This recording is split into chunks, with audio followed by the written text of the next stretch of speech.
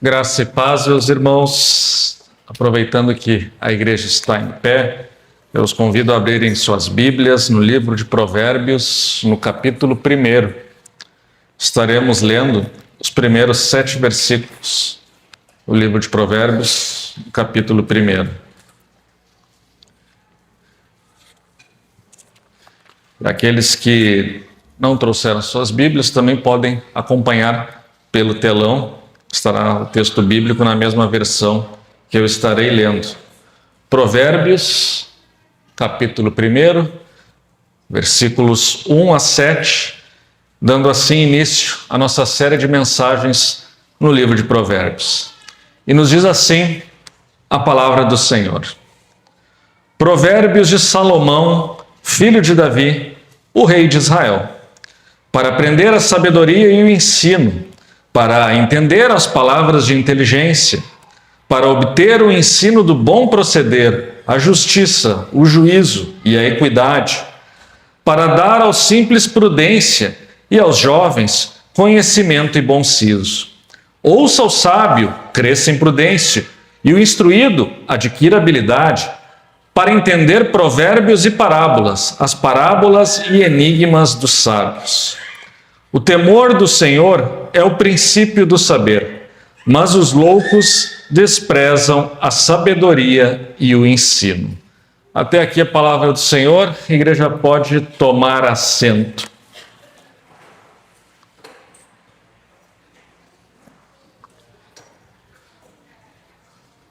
Provavelmente muitos de vocês já ouviram falar de Margaret Thatcher, uma mulher que foi uma grande líder na Inglaterra, em décadas passadas, nos anos 70, nos anos 80. E com a sua liderança, ela tomou decisões difíceis e tirou o país de uma situação bastante difícil. Tomou decisões altamente impopulares. Ela tinha um conhecimento extraordinário da economia e da realidade que ela estava enfrentando. E esse conhecimento extraordinário levou ela àquela posição de liderança e de primeira-ministra. Mas o que às vezes as pessoas ignoram é que, apesar da sua liderança e apesar de tudo que ela fez pelo seu país, ela também teve uma série de dificuldades na sua família, com o seu marido e especialmente com seus 2 filhos gêmeos. Há uma série de conflitos que perpassaram por toda a sua vida e isso estava relacionado também com a sua liderança. E também, enquanto exercia a liderança, ela tinha uma postura muito inflexível e muitos diriam arrogante, muitas vezes humilhando pessoas que faziam parte do seu gabinete, humilhando pessoas que ajudavam ela no exercício do governo na Inglaterra. E essas atitudes dela acabaram cobrando um preço. Ela acabou depois tendo que renunciar ao cargo e também na sua família ela carregou, por muito tempo dificuldades no relacionamento com os seus filhos. Isso tudo é uma ilustração de como muitas vezes as pessoas têm uma grande capacidade, uma grande inteligência e um grande conhecimento, mas lhes falta sabedoria para diversas áreas da sua vida. Muitas vezes as pessoas têm uma carreira de sucesso, mas destroem a sua família. Ou elas têm uma sabedoria em relação a amigos, a pessoas que estão ao seu redor, mas vendem a sua alma para serem aceitos ou para exercerem funções de liderança. Enfim, existem diversas maneiras pelas quais nós podemos ter um conhecimento específico numa determinada área e alcançar um certo sucesso, mas, por outro lado, não ter absolutamente nenhuma sabedoria para cuidarmos da nossa vida, da nossa família, da nossa fé, da nossa vida espiritual. E é sobre isso que trata o livro de Provérbios, a série de mensagens que nós estamos iniciando neste domingo. O livro de Provérbios não trata de regras para dar uma esperteza na vida para ser bem-sucedido. Ele quer nos ensinar a sabedoria propriamente dito. E a sabedoria, como nós veremos aqui, como nós vimos nos versículos que nós lemos, ela tem diversas dimensões às nossas vidas. Ela afeta uma série de decisões, uma série de relacionamentos. Ela tem um aspecto moral e ético também, ela não é neutra. Não se trata simplesmente de uma técnica para que eu use determinados meios para alcançar determinados objetivos. Isso pode ser uma parte da sabedoria, mas não corresponde totalmente à sabedoria.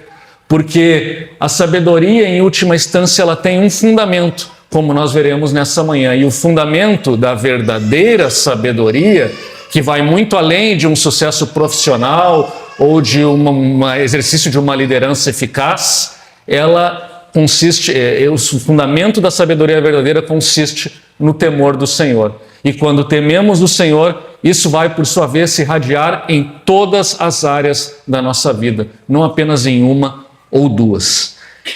E o nosso texto, portanto, de hoje, nós lemos aqui 7 versículos. São versículos introdutórios ao livro de Provérbios, e essa mensagem de hoje é também uma mensagem introdutória. E eu vou pedir licença aqui para a igreja e para os irmãos para trazer aqui algumas considerações introdutórias sobre o livro de Provérbios e sobre a interpretação dos provérbios, porque é necessário ter essa perspectiva. Do contrário, vocês podem ler o livro e se dedicar à meditação e talvez até à memorização desses provérbios sem, contudo, saber como aplicá-los, sem, contudo, entender como eles se referem à nossa vida real no dia a dia. E se vocês fizerem isso, vocês estarão também agindo sem sabedoria. Precisamos ter sabedoria até mesmo no uso da literatura de sabedoria que está nas Escrituras. Por isso, então, essas considerações que eu farei agora nos próximos instantes. Em primeiro lugar, os provérbios do livro de Provérbios que está na Bíblia, no Antigo Testamento, eles foram, em sua maioria, escritas pelo grande rei Salomão, filho de Davi. Isso nós encontramos no versículo 1, Provérbios de Salomão, filho de Davi, o rei de Israel. E Salomão, nós conhecemos a história, muitos de vocês conhecem a história no livro de Reis. Deus disse que ele poderia pedir qualquer coisa e ele pediu sabedoria. E isso agradou a Deus e Deus lhe deu uma sabedoria, e a sabedoria de Salomão ela era lendária. As pessoas no mundo antigo viajavam para ouvi-lo falar. Ele foi muito sábio e fez uma administração sábia do reino de Israel, a tal ponto que nunca houve na história fronteiras tão alargadas como no tempo de Salomão. Nunca houve tanta prosperidade material como no tempo de Salomão. Contudo, no final da vida, Salomão, nós sabemos, falhou. Ele se casou com mulheres apóstatas estrangeiras, deixou que elas pervertessem a sua fé no Deus verdadeiro, passou a praticar idolatria. Possivelmente ele se arrependeu desse mal, mas o fato é que o estrago estava feito e depois da sua morte o reino de Israel se dividiu em 2 partes e nunca mais houve reconciliação entre as tribos de Israel como consequência do seu pecado. Mas apesar desta falha num determinado momento da sua vida, Salomão foi uma pessoa muito sábia e ele redigiu muitos dos seus pensamentos, e nós temos aqui no livro de Provérbios. Nem todo o livro de Provérbios foi escrito pelo rei Salomão, e o livro de Provérbios é explícito nisso. Os últimos capítulos eles falam de Agur, nos falam de Lemuel, e eles nos falam também de provérbios de alguns sábios, os ditos dos sábios que foram compilados em algum momento. Também nos fala que os servos do rei Ezequias, que viveu séculos depois de Salomão, compilaram alguns provérbios de Salomão também e colocaram no livro de Provérbios. Então, o livro, como nós conhecemos hoje, não foi totalmente redigido por Salomão e nem ele deu a sua forma final. Mas grande parte do livro se remete ao rei Salomão. E o livro de Provérbios, ele é um tipo de literatura poética, poesia hebraica. E ele também consiste na literatura de sabedoria. Literatura de sabedoria era o que lá nos povos do Oriente Médio, no mundo antigo, mais se aproximava do que nós chamamos de filosofia. Mas os gregos têm a filosofia abstrata, com aqueles pensamentos em Aristóteles e Platão, um tipo de pensamento mais, digamos, discursivo e lógico. Os hebreus não, eles tinham um pensamento mais prático, eles refletiam a sua vida de uma maneira prática. E muitas vezes essas reflexões, elas eram colocadas em forma poética. Daí então os provérbios, porque os provérbios são uma forma poética de ilustrar ideias e reflexões da vida por meio de comparações, por meio de analogias com fatos do dia a dia, com fatos do cotidiano. Mas a poesia hebraica, por sua vez, não é como a nossa poesia. A nossa poesia ela se fixa muitas vezes em métrica e em rima. A poesia hebraica não tinha prioridade, não priorizava a rima. Ela priorizava uma coisa que nós chamamos de paralelismos. Eles escreviam um verso que tem duas partes ou duas metades, e muitas vezes a segunda metade ela estava em paralelo com a primeira metade.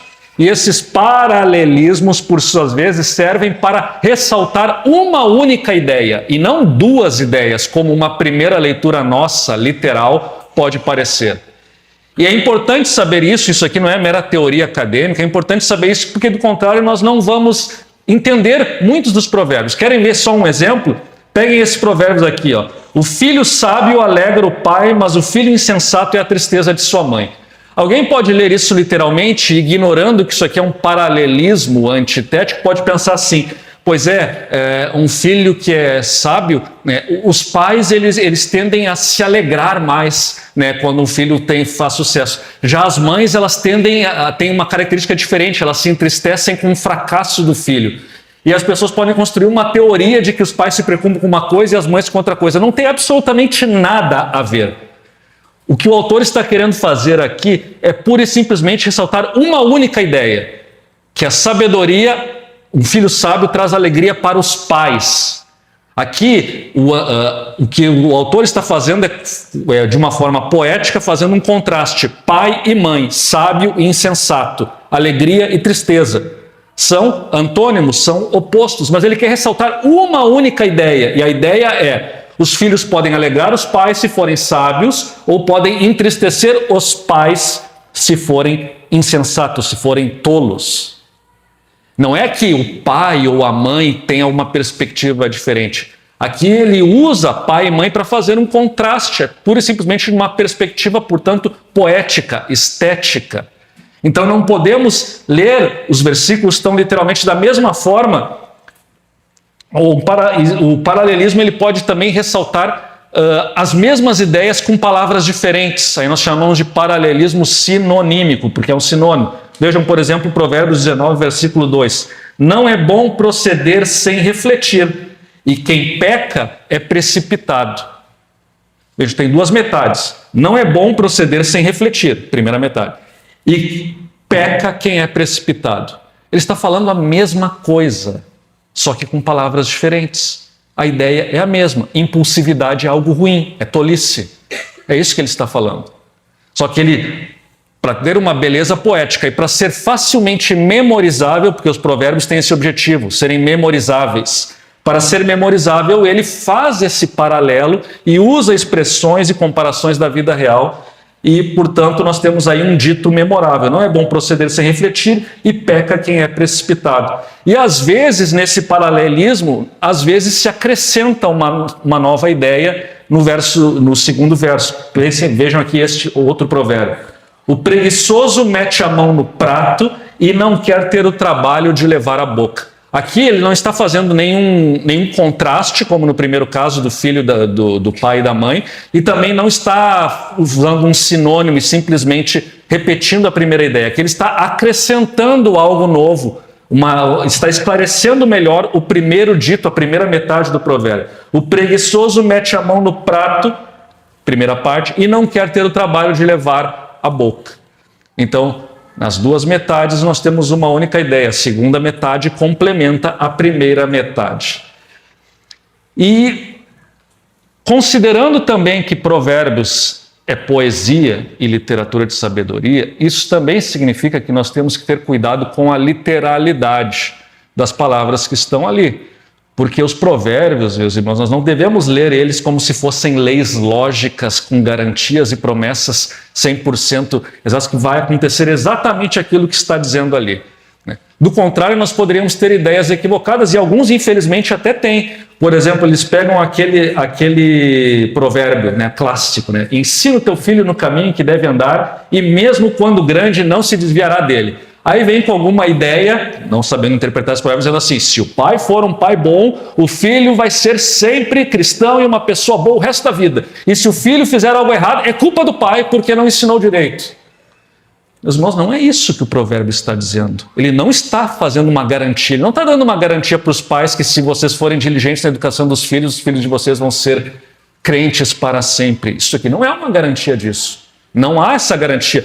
Tanto é assim que o Provérbios tem uma série de advertências para os filhos, para que eles não se desviem do caminho. Por que eles iriam falar para o filho não se desviar se ele pode vir a se desviar? O fato é que os provérbios, eles estão nos ensinando, por serem provérbios, eles são um resumo parcial de uma verdade. Só que essa verdade, ela não é o todo da verdade, é apenas um aspecto da verdade. E, portanto, é uma verdade parcial. E a verdade parcial é que se nós não instruirmos os nossos filhos, nós não podemos ter uma perspectiva de que eles venham a ser pessoas boas no futuro. É isso que o provérbio está ensinando. Por outro lado, eu tenho que complementar esta verdade que ele está dizendo aqui com outros provérbios que falam sobre outros aspectos da verdade. Eu tenho que ler o livro de provérbios como um todo e não ler provérbios isolados e sair vomitando provérbios isoladamente para os outros. Eu tenho que saber o que todo o livro de provérbios ensina sobre um determinado assunto. E aqui está a dificuldade. O livro de provérbios não é um livro com uma coerência lógica que está dividido lá tematicamente. Não, eu encontro lá num capítulo uma advertência sobre a educação de filhos e 10 capítulos depois volta a ter uma nova advertência sobre a educação de filhos de uma maneira diferente. Esses versículos, esses ensinos, eles estão todos espalhados pelo meio do livro. É isso que às vezes torna tão difícil nós termos uma visão abrangente de tudo o que o livro ensina sobre determinado assunto. Quando nós pegamos um provérbio e interpretamos ele isoladamente, muitas vezes, nós podemos acabar tendo uma perspectiva por demais restrita, egoísta e oportunista, e entendo isso como sabedoria. Porque, por exemplo, tem um provérbio que diz que ser fiador que o tolo serve como fiador. Tem vários provérbios indicando isso. Eu poderia pegar isso e dizer que um cristão não pode ser fiador. E infelizmente tem gente que interpreta dessa maneira. Mas não é isso que o provérbio está ensinando. Ele está ensinando simplesmente as consequências dos nossos atos. Se eu estou assumindo o risco de ser fiador de alguém, eu tenho que ter condição de pagar aquela dívida. Se eu não tiver condição de pagar aquela dívida, eu sou tolo de assumir um risco que eu não poderia assumir. É isso que o provérbio está ensinando. Ele não está proibindo ninguém de ser fiador. Provérbios está dando um conselho. Olha, saiba que se você assumir uma responsabilidade que não pode cumprir, você vai sofrer e vai ter que pagar. Então é um conselho para uma vida sábia. Outros provérbios que podem também, se nós pegarmos isoladamente, podem dar uma ideia equivocada. Vejam só esse provérbio que ele diz: pedra mágica é o suborno aos olhos de quem o dá. E para onde quer que se volte, terá o seu proveito. Aí, a pessoa pensa assim, então ele está dizendo que o sábio, ele sabe quem deve subornar. Ele deve subornar para alcançar os seus objetivos. Se ele souber subornar com sabedoria, ele vai alcançar os seus objetivos. Ele não está dizendo... Vejam, esse provérbio isoladamente, ele não fala que o suborno é errado. Ele está apenas descrevendo algo que acontece. Quem está tendo suborno parece que ele tem um poder mágico, né? Parece que as portas se abrem quando tu oferece suborno para quem tem um poder de decisão. É isso que acontece na realidade, não é? E mais ainda no nosso país, isso acontece. Mas isso não significa que isso é certo e que nós devemos fazer. Ele está apenas descrevendo uma realidade. Aí se eu for pegar o resto do ensino sobre suborno do livro de Provérbios, nós vamos ver claramente no versículo 15 e 27, no versículo 17 e 23, que Deus abomina o suborno. Deus detesta o suborno e o suborno destrói a sociedade. E o suborno perpetua a injustiça. Então, mais uma vez, interpretar provérbios isoladamente pode ser muito perigoso. Temos que procurar sempre saber os contextos e os demais ensinos sobre determinados temas que nós lemos nos provérbios. E é por isso que na nossa série de mensagens, aqui, nós vamos nos primeiros 9 capítulos, que são discursos a favor da sabedoria, nós vamos pregar naquela sequência. Mas, terminado essa parte, do capítulo 10 em diante, que começam os provérbios propriamente ditos, como ditos isolados, nós não vamos simplesmente pegar e pregar sequencialmente todos esses capítulos, nós vamos pegar os temas principais, como, por exemplo, educação de filhos, riqueza e pobreza, loucura e sabedoria, e vamos trabalhar tudo o que o livro fala sobre estes assuntos. É quase que uma espécie de pregação temática, ainda que ela seja expositiva, porque nós procuramos ver tudo que o livro fala a respeito disso. Porque entendo que dessa maneira nós podemos ter uma visão mais abrangente da sabedoria de Deus, quando nós consideramos tudo o que ele diz no livro, sem desconsiderar, né, nenhum verso que possa ser importante para esclarecer.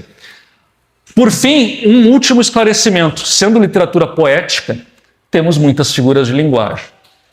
Novamente, não podemos ser tão literais na interpretação. Temos que ter o discernimento de reconhecer as figuras de linguagem. E uma das figuras de linguagem, por exemplo, é a hipérbole, ou seja, exagero proposital. Não peguem isso tão literalmente, porque vejam bem, melhor é viver no canto beirado que dividir a casa com a mulher rixosa. Ah, é? É melhor mesmo literalmente morar como é que se chama? As casas do Antigo Testamento, elas tinham o terraço, né, em cima. Lá no canto do terraço, ao ar livre, pegando chuva, neve, é melhor do que dividir a casa com a mulher. Claro que não, nós iríamos morrer com o passar do tempo. É óbvio que ele está exagerando. Propositalmente ele está exagerando. Não é literal. Ou outra hipérbole. Melhor encontrar com uma ursa roubada com uma ursa roubada dos filhos do que o insensato na sua estultícia. Vocês acham que é realmente melhor encontrar com uma ursa que perdeu os seus filhos, que roubaram os filhos dela, e é melhor do que encontrar com uma pessoa tola? É óbvio que não é, a não ser que nós estejamos armados, né, não é melhor encontrar uma ursa, né, cujos filhos foram roubados do que encontrar um tolo, né, com a sua tentativa de nos convencer da sua tolice. Então, nós temos a linguagem poética, a hipérbole, nós temos exageros propositais, né? Mas, apesar de tudo isso, existem provérbios, principalmente quando esses provérbios falam de Deus, que eles são literais. Eles querem que nós entendamos isso literalmente, que eles falam verdades absolutas. Querem ver um exemplo? Provérbios 17:12. Não, Provérbios 11, versículo 1. Balança enganosa é abominação para o Senhor, mas o peso justo é o seu prazer. Aqui não é uma verdade geral, não é uma observação da realidade pura e simplesmente, não é uma verdade relativa, é uma verdade absoluta. Deus odeia trapaça, Deus odeia estelionato, Deus odeia comerciante desonesto. Deus abomina isso. É um princípio de honestidade, integridade. Era muito comum no mundo antigo a balança enganosa, né, para parecer que tinha um peso ali e não tinha. Muito comum nas relações de comércio do mundo antigo. Até hoje isso tem, né? Às vezes o Inmetro vai nos supermercados e vai notificando os supermercados porque a balança deles está pesando errado, né? Sempre em desfavor do cliente, é claro. Né? Mas Deus abomina isso. Deus abomina a desonestidade nos relacionamentos e nos negócios. E isso não tem meio termo, não tem conversa. É abominação, uma verdade absoluta. Quando o Provérbios fala de Deus e da sua vontade, ele está falando, portanto, de uma maneira absoluta, de uma maneira eterna. Agora, feitas essas considerações introdutórias e técnicas, nós passamos então ao tema da nossa mensagem propriamente dito, dos poucos versículos que nós lemos. E a nossa mensagem, os versículos de hoje que nós lemos, versículo 1 até o versículo 7, eles nos falam de por que estudar provérbios e quem deve estudar provérbios, a quem ele se dirige, a quem a sabedoria de Deus se dirige. E aqui nós temos então uma série de conceitos fundamentais que nos explicam o que é sabedoria, pelo menos a sabedoria do ponto de vista de Deus. Então a primeira parte, a quem se dirige e por que estudar, e a segunda parte, qual é o fundamento da verdadeira sabedoria. E esse fundamento, por sua vez, está lá no versículo 7. Então, indo para o texto bíblico, já falei aqui do versículo 1, que Salomão foi o autor dos principais provérbios deste livro, e agora no versículo 2 até o versículo 6, ele nos fala então do porquê estudar provérbios e por que é importante. E por isso essa mensagem aqui é introdutória. Por que é importante, domingo após domingo, vocês ouvirem uma série de mensagens sobre o livro de Provérbios? O que isso vai ser importante para a nossa vida no dia a dia, nossa vida prática, a vida no mundo real. E não somente a nossa vida no mundo real, mas também a nossa própria relação com Deus. Por que é importante sermos sábios? Então, versículo 2, do 1 ao 2. Provérbios de Salomão, filho de Davi, para quê? Versículo 2, para aprender a sabedoria e o ensino, e para entender as palavras de inteligência, Primeiro, aprender a sabedoria. Sabedoria no hebraico, Hokmah, significa um entendimento pleno da realidade, uma aptidão, uma perícia, uma capacidade. Não é, numa perspectiva hebraica, um mero conhecimento teórico, como talvez se entenda a sabedoria na perspectiva grega, da filosofia grega. Não, é um conhecimento prático, é uma habilidade. Eu posso ter uma capacidade de aplicar adequadamente o conhecimento que eu tenho. Então, ilustrando isso de uma maneira muito prática, conhecimento é saber que o tomate é uma fruta. Sabedoria é saber que não pode colocar essa fruta numa salada de frutas, que fica horrível. Isso é sabedoria. Eu posso saber que o tomate é uma fruta, mas posso ter a tolice de querer misturar ele numa salada de frutas e vai ficar horrível. Então a sabedoria tem a ver, portanto, com essa habilidade de tomar decisões certas, de tomar as melhores decisões, de fazer aquilo que deve ser feito. E no caso de Provérbios, ela vai estar sempre relacionada com uma série de outras palavras. A palavra sabedoria está relacionada com uma série de outros termos que qualificam e definem mais precisamente o que vem a ser a sabedoria. Agora, pensem no seguinte, às vezes a gente pensa assim que uma vida correta é simplesmente fazer o que a Bíblia diz, o que a lei de Deus diz, o que é certo e o que é errado.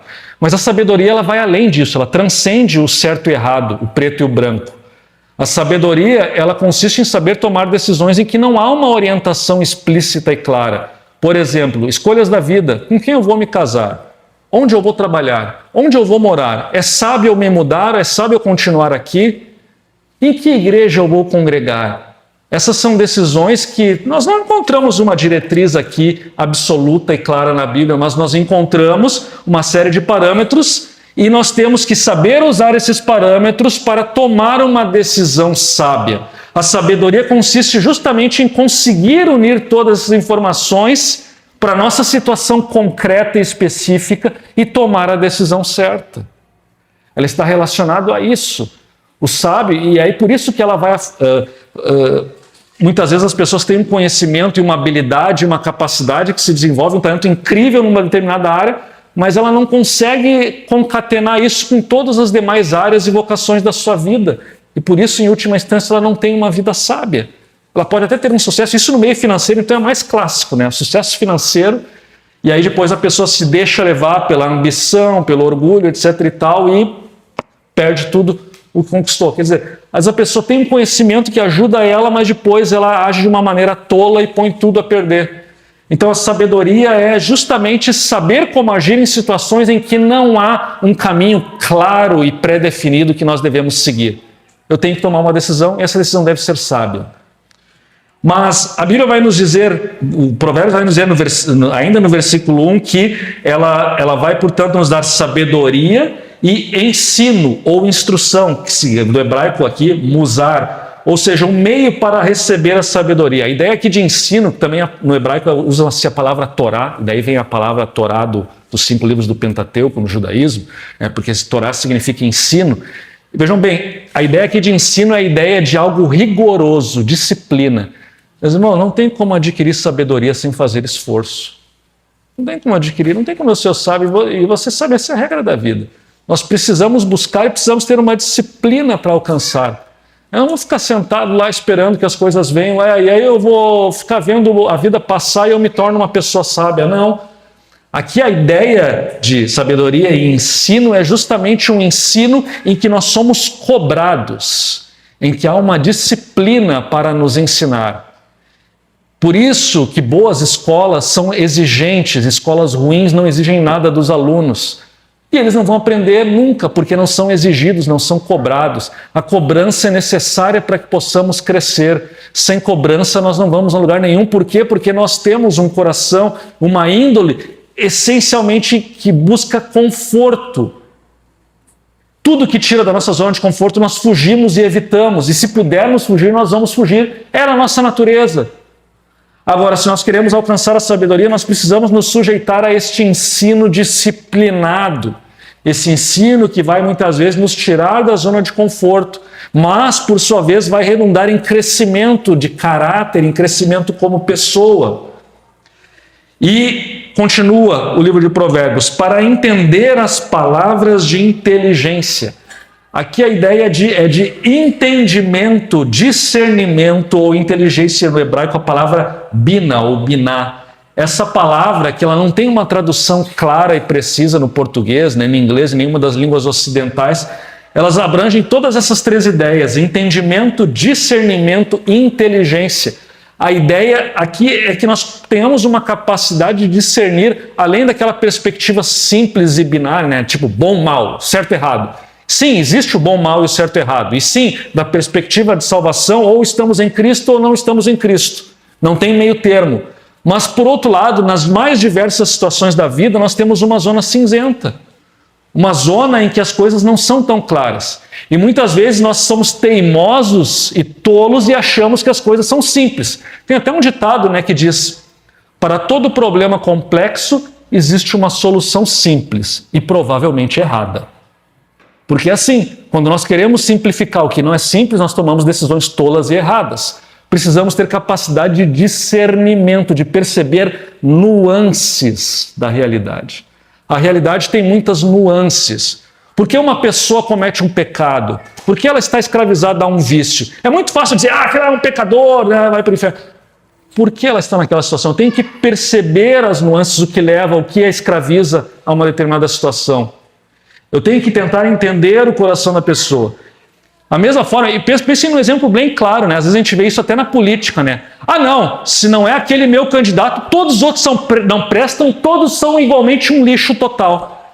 Uma pessoa minimamente sábia vai saber que não dá para igual colocar todo mundo no mesmo saco e dizer, não, isso é tudo farinha no mesmo saco, não, tudo igual. Não, existem candidatos que são ruins, existem candidatos que são piores, e existem candidatos que são ainda mais piores.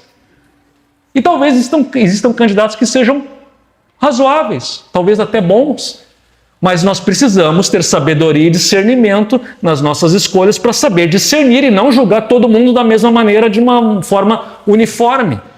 Quer dizer, isso se chama discernimento, a capacidade de discernir as coisas, de perceber que a realidade é mais complexa do que uma leitura primária e superficial. E que vai, portanto, além do certo e errado. Não se trata simplesmente de escolher entre certo e errado, mas de escolher entre o melhor e o pior. O que é o melhor? O que é o pior? O que é o menos pior? O que é excelente? Precisamos de sabedoria para esse tipo de escolha, para esse tipo de decisão, e é isso que o autor de Provérbios está falando. Quando estudarmos Provérbios, quando internalizarmos Provérbios, quando aplicarmos Provérbios em nossas vidas, nós vamos adquirir uma capacidade maior de discernimento para as situações da vida. E ele continua, para obter o ensino do bom proceder, a justiça, o juízo e a equidade. E aqui, bom proceder é comportamento sábio, porque existe um pensamento sábio, ideias sábias, e existe um comportamento sábio também. E esse comportamento sábio muitas vezes também pode ser traduzido por bom senso. Às vezes, nós sabemos que estamos certos, sabemos que determinada pessoa está errada, sabemos até, talvez, um caminho para seguir, mas nós, ao falarmos com uma pessoa que está errada, nós não sabemos como nos comportar, não sabemos como proceder, não sabemos como agir e colocamos tudo a perder. A própria história da Margaret Thatcher um pouco reflete isso. Chegou a um nível de inflexibilidade, de arrogância no trato com as pessoas mais próximas a ela, que ela acabou perdendo o apoio das pessoas que eram mais fiéis a ela. Ela não soube como proceder, e talvez ela estivesse correta no entendimento dela, era um entendimento sobre uma tributação na Inglaterra, mas ela não conseguiu convencer e simplesmente disse que os outros eram burros e não entendiam o que ela sabia que era verdade. Vejam, nós estamos dessa maneira, nós agimos de uma maneira com falta de sabedoria. E muitas vezes, pensando aqui na vida espiritual, às vezes nós sabemos que o irmão está numa situação, nós estamos de pecado, mas nós não sabemos abordar de uma maneira adequada. E aí chegamos e falamos algo que é verdade, mas causamos mais problemas do que solução. Por quê? Porque não temos bom senso, não temos um comportamento sábio. E mais uma coisa, o comportamento sábio é comportamento estratégico, ou seja, é agir, porque aí existe o oposto. Se por um lado eu posso ser impulsivo e agir de uma maneira equivocada, ter um comportamento errado, muitas vezes também nós ficamos paralisados pelo medo de decidir. Isso também é falta de bom senso, também é falta de comportamento sábio. A sabedoria vai nos ensinar como agir e quando agir, e vai nos levar a agir, porque nós não podemos ficar pura e simplesmente paralisados em todas as situações por causa da dúvida. O sábio, portanto, ele sabe como agir. Ele não apenas vê as coisas, ele não apenas decide sobre as coisas, mas ele age a respeito daquilo que ele viu, daquilo que ele decidiu e daquilo que ele entende que é certo. E essas atitudes, essas ações, essas escolhas de uma pessoa sábia, por sua vez, como eu falei lá no início, elas não são neutras. Não é assim, não, isso é uma ideia minha, e Deus não tem nada a ver com isso porque não é moralmente certo e nem moralmente errado. Não tem certo ou errado nessas escolhas, é simplesmente uma habilidade para adquirir mais posições ou mais felicidade na minha vida. Não, sabedoria, de acordo com a Escritura, tem uma dimensão moral também. E é por isso que ele fala aqui em justiça, juízo e equidade.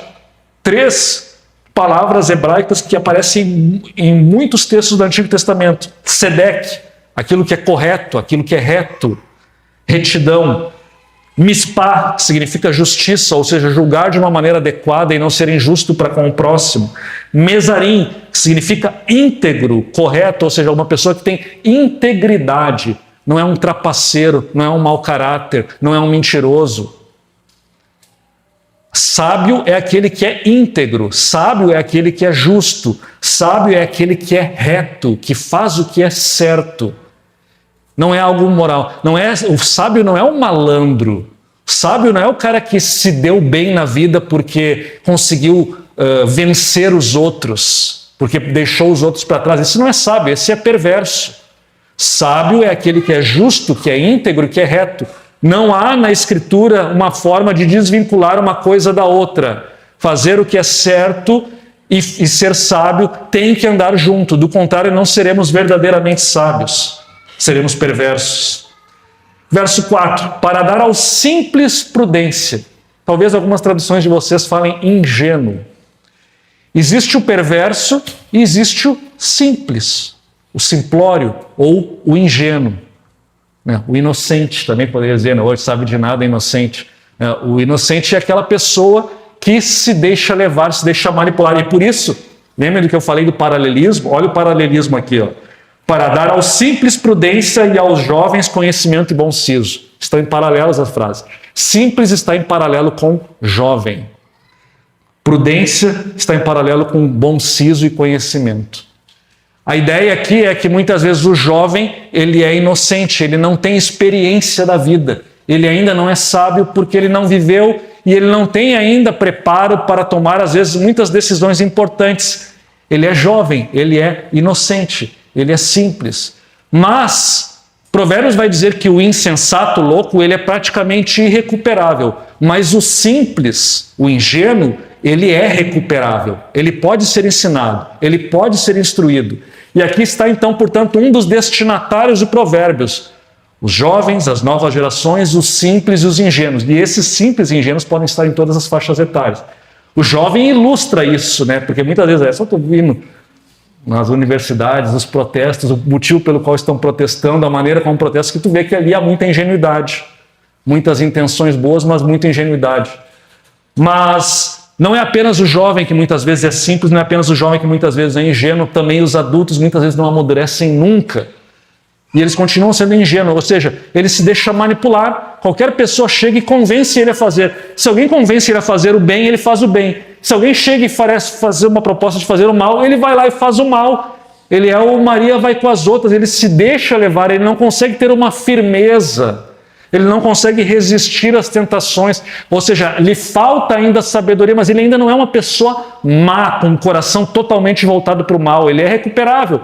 O que ele precisa é crescer em sabedoria. E para as pessoas, portanto, ingênuas, para as pessoas simples, para eles adquirir sabedoria vai lhes dar, portanto, prudência. Eles vão refletir antes de tomar decisões, eles vão ser prudentes, eles vão procurar, eles vão ter astúcia. Eles vão ter perspicácia, eles vão conseguir fazer escolhas corretas, eles vão conseguir ver as diversas alternativas e fugir dos maus caminhos.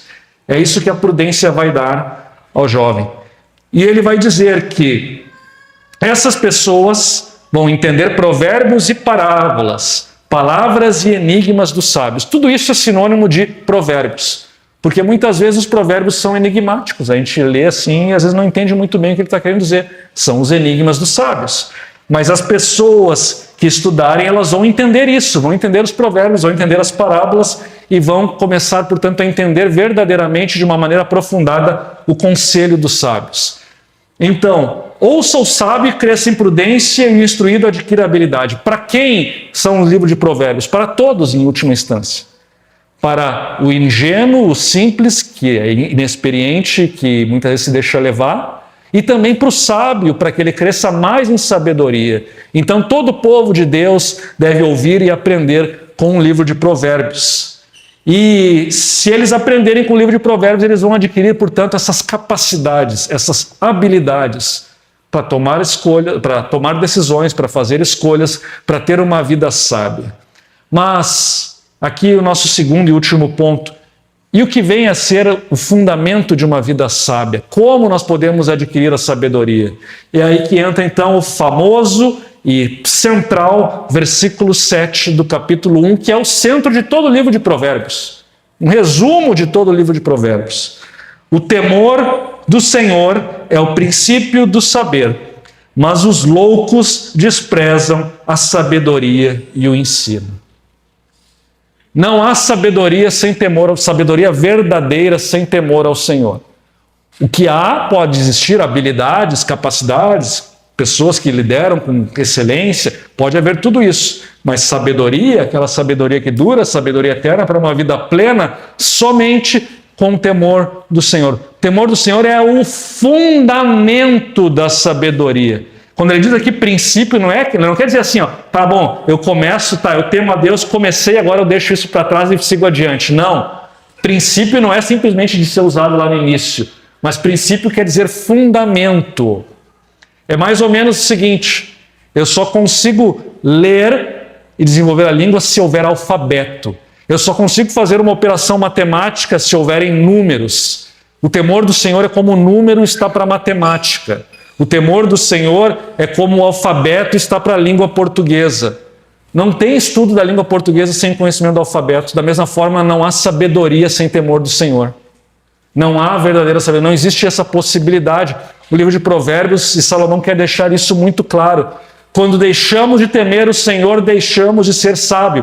O insensato, por isso ele vai dizer no versículo seguinte, um paralelismo antitético, mas os loucos desprezam a sabedoria e o ensino. Eles desprezam por quê? Porque eles não temem o Senhor, e ao não temer o Senhor, eles desprezam a sabedoria e a instrução, desprezam a disciplina que vai nos levar à sabedoria. Porque em última instância o que está lhe faltando é temor do Senhor. E é muito interessante que o escritor de Provérbios, ele poderia tentar fazer uma coisa genérica para que pessoas que não adorassem o Deus de Israel também se beneficiassem. Mas ele deixa bem claro, ele usa o nome do Deus da aliança para falar de Deus. Ele não usa o termo Deus genericamente, mas ele usa Senhor. Senhor é uma tradução que nós fazemos da palavra hebraica Yahvé, que é o nome de Deus, o nome de Deus, do Deus de Israel, o Deus da aliança. Ou seja, os outros deuses nada são, mas o Deus de Israel, Yahvé, Jeová, traduzido na nossa Bíblia por Senhor, esse é o fundamento da aliança. Os deuses do Egito não são fundamento para a sabedoria, os deuses da Babilônia não são fundamento para a sabedoria, mas o Deus de Israel, esse sim é o fundamento da sabedoria. E se nós quisermos crescer em sabedoria, portanto, precisamos crescer no temor do Senhor. E o que vem a ser temor do Senhor? Já falamos sobre isso em outras mensagens, mas é importante entender. Temor do Senhor, por um lado, tem a dimensão de reverência. Deus quer a nossa reverência. Nós nos aproximamos de Deus por meio de Cristo em uma postura de reverência, ou seja, eu não encaro Deus como se fosse uma pessoa qualquer, eu não encaro Jesus como se fosse uma pessoa qualquer, mas Deus, o Deus transcendente. Essa é uma dimensão, só que, diferentemente, existem dois tipos de temor, o temor errado e o temor correto. E diferentemente daqueles que têm um temor correto e errado, que são os incrédulos, nós temos um temor correto, e o temor correto, ele vem junto com maravilhamento e deslumbramento. A reverência que nós temos por Deus, ela é acompanhada de alegria e deslumbramento. Pode parecer estranho, pode parecer até contraditório, mas é contraditório para quem não conhece o Deus da Escritura. Porque o Deus da Escritura, ele é tanto santo quanto misericordioso, tanto justo como perdoador. Ele é as duas coisas, e esse temor nos permite que cheguemos ao mesmo tempo com reverência, mas também com alegria, com amor e com maravilhamento, com deslumbramento. Nós só conseguiremos ter um verdadeiro temor do Senhor quando nós conhecermos a Deus dessas duas perspectivas, como Criador de todas as coisas. Isso pode nos deixar com receio. O cara construiu o universo, as estrelas, tudo. E quem sou eu? Sou nada, um grão de areia, nada, não sou nada diante de Deus. Isso poderia nos levar ao medo.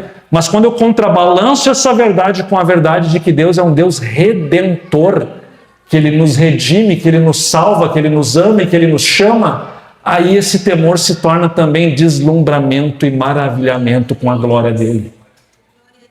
E esse deslumbramento, por sua vez, Salomão não podia ter quando ele escreveu esse livro, porque ele ainda não conhecia Jesus Cristo não tinha vindo ao mundo. Ele sabia, os escritores do Antigo Testamento sabiam que Deus era misericordioso. O Deus que criou todas as coisas, ele foi também o mesmo Deus que tirou Israel da escravidão no Egito. É o Deus que fez uma aliança com Israel. É um Deus que protege Israel nas guerras contra seus inimigos. Então eles veem o Deus como Deus Salvador, mas eles ainda não têm uma compreensão plena dessa graça e dessa redenção que esse Deus dá.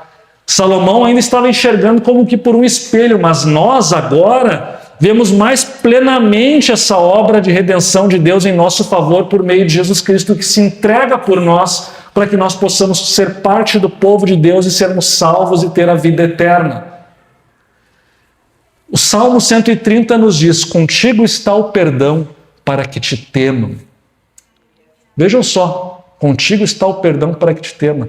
É quando o salmista, Davi, que havia pecado gravemente contra o Senhor, quando ele chega diante de Deus como perdoador misericordioso, ele passa a temer mais a Deus.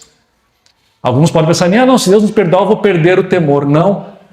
Davi tinha a compreensão, e o Antigo Testamento tem essa compreensão, de que quando Deus mostra a misericórdia, o nosso temor a Ele aumenta. Porque aumenta o nosso deslumbramento com a graça de Deus. Porque aumenta o nosso deslumbramento com a glória de Deus. Porque agora eu percebo que a glória de Deus me salva, e agora eu percebo que Deus quer ter um relacionamento comigo, agora eu percebo que Ele me ama. E agora eu consigo, portanto, me alegrar em Deus e não simplesmente ter medo dEle, medo do seu julgamento, medo do seu juízo. É somente a graça de Deus, portanto, que pode nos libertar para nos levar ao verdadeiro temor do Senhor. Então, se quisermos crescer em sabedoria, precisamos crescer no conhecimento desse Deus que é o fundamento da sabedoria. Precisamos crescer no temor, e eu vou crescer no temor à medida em que eu conheço mais o Senhor. E eu conheço mais o Senhor na medida em que eu sou imerso pelo que a Escritura fala a respeito dele. Na medida em que eu tenho experiência com ele, eu começo a conhecê-lo mais plenamente. Na medida em que os meios de graça, como a ceia, a adoração, a comunhão com os irmãos, a participação no corpo de Cristo, esses meios de graça fazem com que eu cresça no conhecimento do Senhor e que eu cresça no temor do Senhor. Esses meios de graça aquecem o meu coração e eu passo a desfrutar do temor, e eu agora passo a não encarar Deus como uma obrigação, mas passo a encarar a Deus como algo maravilhoso que me transformou. E agora, portanto, eu ajo porque o amor de Cristo nos constrange, usando as palavras de Paulo aqui no Antigo Testamento. Não é o laço de Deus que nos constrange, mas é o amor de Cristo que nos constrange. E nos leva, portanto, à adoração, e nos leva, portanto, a esse temor reverente. Temor, portanto, meus irmãos, o temor do Senhor não exclui a alegria. Não exclui a alegria, não exclui a intimidade. Ele inclui essas coisas. E se quisermos crescer no temor do Senhor, precisamos crescer, portanto, em alegria no Senhor. Precisamos, portanto, crescer em intimidade do Senhor, com o Senhor. E eu quero, então, para encerrarmos nossa mensagem, fazer 3 breves aplicações de tudo isso que nós vimos nesta manhã. Em primeiro lugar, você tem buscado a sabedoria? Ou você se conforma em ter uma vida insensata, uma vida tola, porque você não quer que Deus se meta na sua vida ou dê palpite sobre o que você deve fazer, o que você deve escolher? Você se dispõe a buscar essa sabedoria? Faça uma avaliação da sua vida. A sua vida parece indicar que você tem vivido com sabedoria, que você tem feito escolhas adequadas, as escolhas melhores para você, para a sua família, no seu trabalho, com as suas amizades, porque a amizade também é algo importante na nossa vida. Você tem agido com sabedoria? E se não tem agido, o que o impede hoje de buscar essa sabedoria, de clamar para que Deus lhe dê essa sabedoria, de se sujeitar à instrução e à disciplina para adquirir essa sabedoria? Primeira aplicação, portanto, é essa reflexão a respeito da nossa vida, da nossa busca pela sabedoria ou falta dela. Segunda aplicação, a Bíblia nos fala que o temor do Senhor é o princípio da sabedoria. Ou seja, começa por aí. Não tem temor do Senhor, não tem sabedoria. Fim. Mas temer o Senhor significa que antes de qualquer coisa, eu temo a Ele. E depois, eu temo as outras coisas. Ou seja, o temor ao homem, às vezes até mesmo o temor à natureza.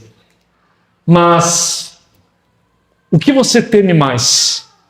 A Deus ou aos homens? A Deus ou a opinião pública? A Deus ou a opinião de seus colegas de trabalho, de escola, seus amigos? E às vezes até mesmo a Deus e a opinião de nossos familiares. Às vezes nossos pais podem estar errados a respeito disso. Nosso cônjuge, esposa ou marido pode estar errado a respeito disso. E nós tememos quem mais? Deus ou eles? A realidade, e esse é o grave problema do movimento evangélico contemporâneo, é que as pessoas muitas vezes temem mais os homens e a opinião dos outros do que Deus e a sua opinião e a sua palavra. Nós não desenvolvemos um temor ao Senhor como deveríamos desenvolver. E, portanto, nossas escolhas são pautadas muitas vezes mais pela pressão ao nosso redor, pressão daqueles que estão ao nosso redor, do que por aquilo que seria o certo e que muitas vezes nós sabemos que é o certo, mas fazemos de conta que não sabemos ou relegamos ao esquecimento. Fica lá no nosso inconsciente, lá. Talvez anos depois a gente reflita sobre isso e pois é, realmente deveria ter agido de tal ou tal forma. Mas essa pergunta, meus irmãos, a quem tememos mais, a Deus ou aos homens, é uma pergunta que deve nos acompanhar constantemente. Não é uma pergunta para hoje, aqui nesse culto, não é uma pergunta para durante a série de provérbios nós nos fazermos, não é uma pergunta para durante meio ano fazer um propósito de refletir sobre isso, mas é uma pergunta que ela tem que ser contínua na nossa vida. Porque a nossa tendência é sempre temer mais a criatura ao invés do Criador, a realidade concreta ao invés de Deus, que pode parecer uma abstração para nós.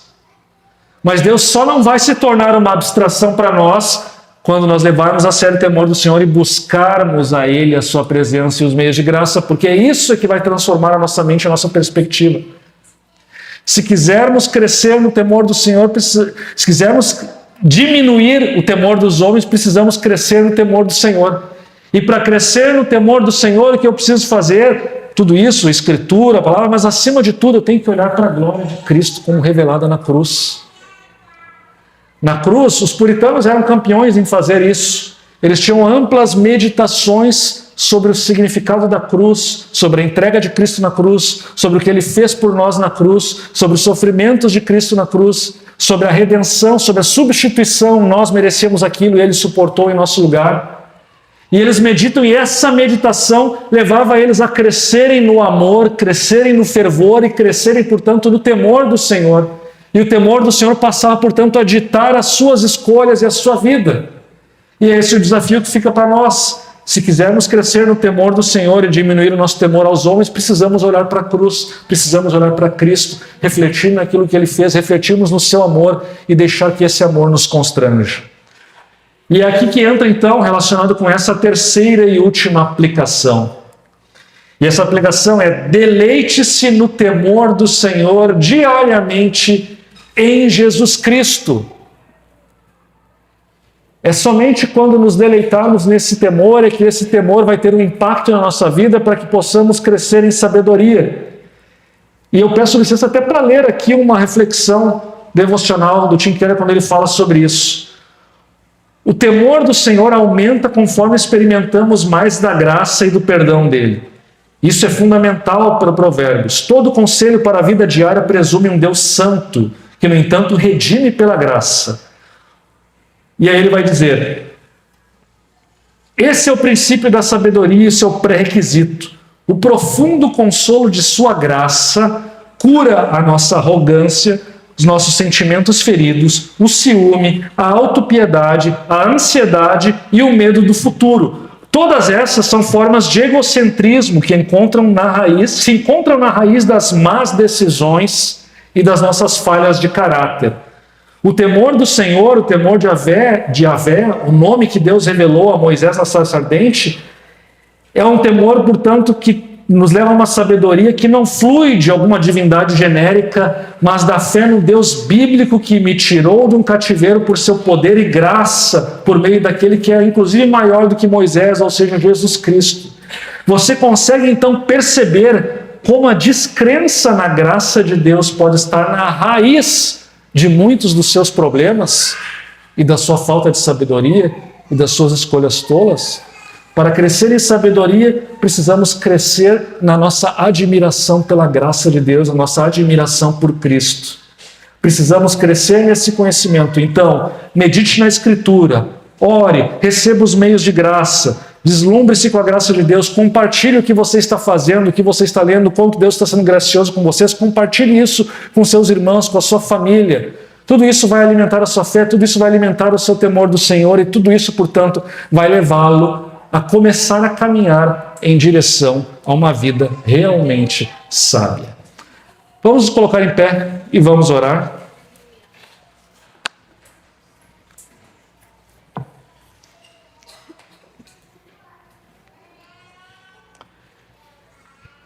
Deus eterno, nesta manhã em que ouvimos a Tua palavra, Senhor, começamos nossa série de provérbios, ouvimos sobre o fundamento da sabedoria e a quem ela se dirige.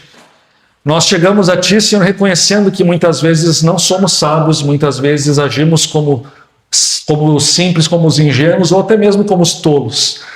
Muitas vezes em nossa vida temos momentos em que rejeitamos o crescimento, rejeitamos o temor a Ti. Mas eu oro para que o Teu Santo Espírito, Senhor, faça uma obra na vida de cada um que está aqui presente nesta manhã, para que possamos nos alegrar no temor do Senhor, possamos nos regozijar nesse temor, possamos crescer nesse temor, possamos nos deslumbrar da graça de Cristo revelada nesse temor, possamos, Senhor, ver mais e mais a Tua ação em nossas vidas, Senhor, possamos entender que Tu nos ama, que Tu não é apenas um juiz impaciente, louco para nos condenar, mas sim um Deus que é santo, que é justo, mas também um Deus que redime o seu povo, redime e salva aqueles que se achegam a Ti. Um Deus que, portanto, que não está contra nós, mas está ao nosso favor. Que esse amor, portanto, nos constranja, que esse amor aqueça o nosso coração, que esse amor nos alegre e nos leve, portanto, a uma verdadeira e legítima submissão à Tua palavra, para que possamos ter escolhas sábias, para que possamos viver de uma maneira sábia e para que possamos glorificar o Teu nome em tudo o que fizermos em nosso período que estivermos vivendo neste mundo. Assim nós oramos em nome de Teu Filho Jesus. Amém.